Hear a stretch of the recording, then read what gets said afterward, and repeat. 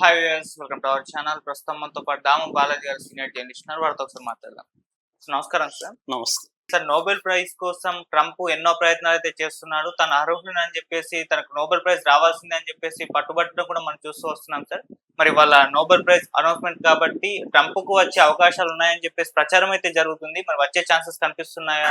అసలు Nobel prize రావాలంటే criteria ఏ విధంగా ఉండాలి? మరి ఆ క్రైటీరియా ప్రకారం అంటే ట్రంప్ అర్హుడేనా కాదా? ఇంతకుముందు గతంలో అమెరికా అధ్యక్షులకు ఈ విధంగా నోబెల్ ప్రైజ్ వచ్చిన సంఘటనలు ఏమన్నా ఉన్నాయా? నోబెల్ ప్రైజ్ అంటే ఇది నోబెల్ పీస్ ప్రైజ్, శాంతి బహుమతి అనమాట. నోబెల్లో రకరకాల ప్రైజెస్ ఉంటాయి. నిన్న కూడా లిటరేచర్ కి హంగేరియన్ రచయితకి ఇచ్చారు. ఈ రోజు 2:30కి మన ఇండియన్ టైంలో 2:30కి ప్రకటిస్తారు నోబెల్ ప్రైజ్. ఇది నోబెల్ శాంతి బహుమతి అని చెప్పుకోవచ్చు. ఇది ఇప్పుడు ట్రంప్ కి ఇవ్వబోతున్నారని వార్త వైరల్ అవుతుంది.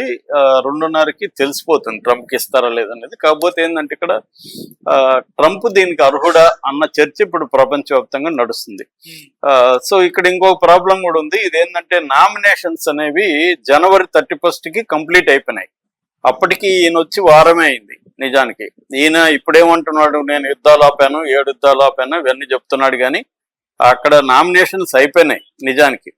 సో మరి ఈ యుద్ధాలని ఆపడం కావచ్చు, మిగతా అంతా పరిగణలోకి తీసుకుంటారా, లేకపోతే ట్రంప్ 2017 నుంచి 21 కాలాన్ని పరిగణలోకి తీసుకుని ఇస్తారా అనేది చూడాలి. మామూలుగా అయితే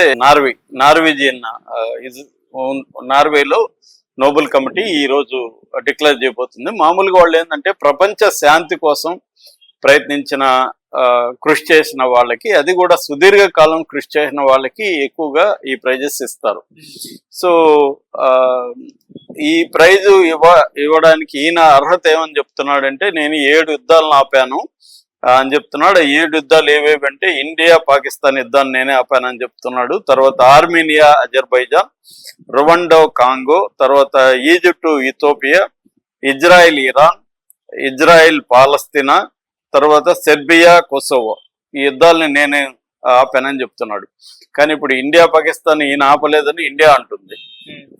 అట్లాగే ఇప్పుడు ఈజిప్టు ఇథోపియా మధ్య యుద్ధం కాదు, అది నైలు వివాదం, దాన్ని కూడా ఈయన యుద్ధం కిందకి లెక్కేసేస్తున్నాడు.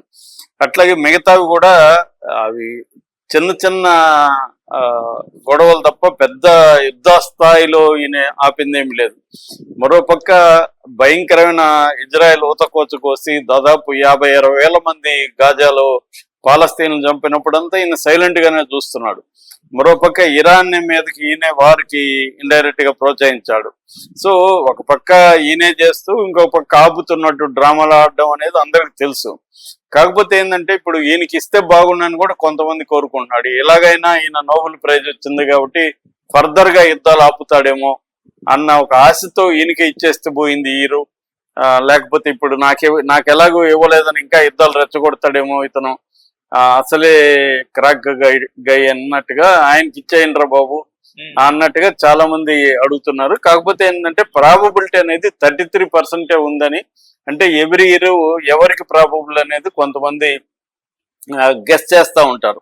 ఆ గెస్ చేసేటప్పుడు ఈయనకి ఇప్పుడు ప్రాబబిలిటీ వచ్చి 33% ఉంది. ఎందుకంటే ఈయన జనవరి 31 లోపల నామినేట్ అయ్యారు కాబట్టి ఈయన వారమే అయింది, అప్పటికి ఇవేమీ జరగలేదు అనేది చెబుతున్నారు. కాకపోతే ఏంటంటే ఇటు పాకిస్తాను ఇటు ఇజ్రాయెల్ ఇద్దరు కూడా ఈయనకి నామినేట్ చేశారు. అసలు ఇజ్రాయెల్కి ఒక పీస్ దీంట్లో నామినేట్ చేసే రైట్ ఉందా?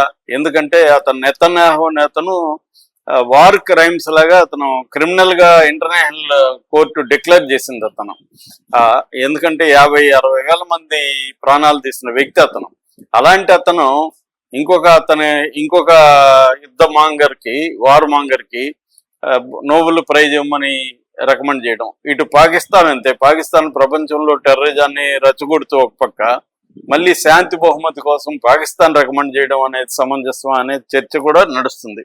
కాకపోతే ఏంటంటే ప్రతి దాంట్లో రాజకీయాలు ఉన్నట్టే నోబెల్ పీస్ ప్రైజ్ లో కూడా రాజకీయాలు ఉంటాయి. ఫర్ ఎగ్జాంపుల్ గాంధీకి ఇవ్వలేదు. గాంధీకి 1937 నుంచి 1948 వరకు 5 సార్లు గాంధీ నామినేట్ అయ్యాడు. కానీ ఒకసారి కూడా గాంధీకి నోబెల్ ప్రైజ్ ఇవ్వలేదు.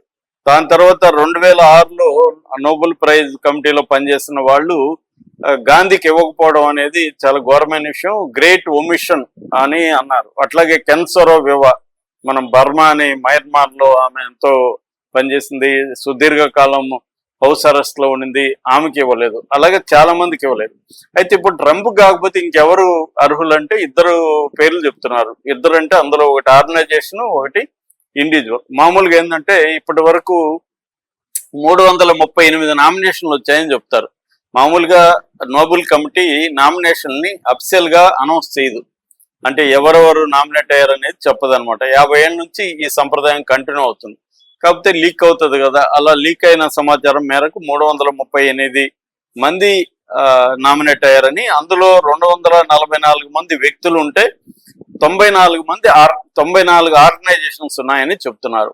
సో ఇప్పుడు ట్రంప్ కి కాకుండా ఎవరికి ఇవ్వచ్చు అంటే ఇద్దరి పేర్లు బయటకు వచ్చాయి. ఒకటేమో ఆర్గనైజేషన్, ఒకరు వ్యక్తి. ఆర్గనైజేషన్ ఎవరంటే సుడాన్ లో ఉండే ఎమర్జెన్సీ రెస్పాన్స్ రూమ్ అని ఒక ఈఆర్ఆర్ అంటారు. ఈ ఎమర్జెన్సీ రెస్పాన్స్ రూమ్ సుడాన్ లో అంతర్యుద్ధం జరుగుతుంది 2023 నుంచి. సుడానీస్ ఆర్మ్డ్ ఫోర్సెస్ కి తర్వాత ర్యాపిడ్ సపోర్ట్ ఫోర్సెస్ కి మధ్య అంతర్యుద్ధం జరిగింది. లక్షలాది మంది చనిపోతున్నారు. ప్రజలకి సహాయం చేయడానికి, ఆ యుద్ధంలో గాయపడిన వాళ్ళకి ట్రీట్మెంట్ ఇవ్వడానికి, ఆహారము మందులు సప్లై చేయడానికి ఈ సంస్థ పనిచేస్తుంది. ఈ సంస్థలు 10,000 మందికి పైన ఉన్నారు. చాలా గొప్పగా ఈ సంస్థ పనిచేస్తుందని చెప్తున్నారు. ఈ సంస్థకి నోబెల్ పీస్ ప్రైజ్ ఇచ్చే అవకాశం ఉందని చెప్తున్నారు. ఇక రెండవ వ్యక్తి వచ్చి యూలియా నవల్నయా. ఆమె రష్యన్ అన్నమాట. రష్యా అపోజిషన్ లీడర్ అలెక్సై నవల్నై భార్య అన్నమాట ఆమె. ఆయన జైల్లో ఉంచే చంపేశారు ఆయన్ని పుతిన్ ప్రభుత్వం. అప్పటి నుంచి కూడా ఆమె పుతిన్ ప్రభుత్వం చేసే అరాచకాలకు వ్యతిరేకంగా పనిచేస్తూ ఉంది. శాంతి కోసం, డెమోక్రసీ కోసం, హ్యూమన్ రైట్స్ కోసం ఆమె ఎడతెగకుండా పోరాడుతుంది. సో ఆమెకు వచ్చే అవకాశం ఉందని చెప్తున్నారు. ఇక అమెరికాలో ప్రెసిడెంట్ల విషయానికి వచ్చేసరికి ఇప్పటి వరకు 4 అమెరికన్ అధ్యక్షులకి, అమెరికన్ ప్రెసిడెంట్స్ కి నోబెల్ పీస్ ప్రైజ్ అనేది వచ్చింది. ఫస్ట్ వచ్చింది థియోడర్ రూజ్వెల్ట్ 1909లో, 1909లో ఆయనకు వచ్చింది. ఆయన రుస్సో జపనీస్ వార్ ని ఆపాడని చెప్పి ఆయనకి ఇచ్చారు.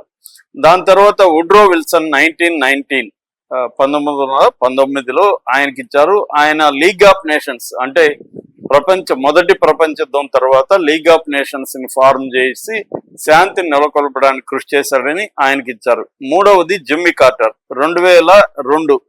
ఆయన వచ్చి ఇటు హ్యూమన్ రైట్స్, డెమోక్రసీ, తర్వాత కాన్ఫ్లిక్ట్ రెజల్యూషన్ కి కృషి చేశాడని చెప్పి ఆయనకి ఇచ్చారనమాట. ఇక 4వది బరాక్ ఒబామా.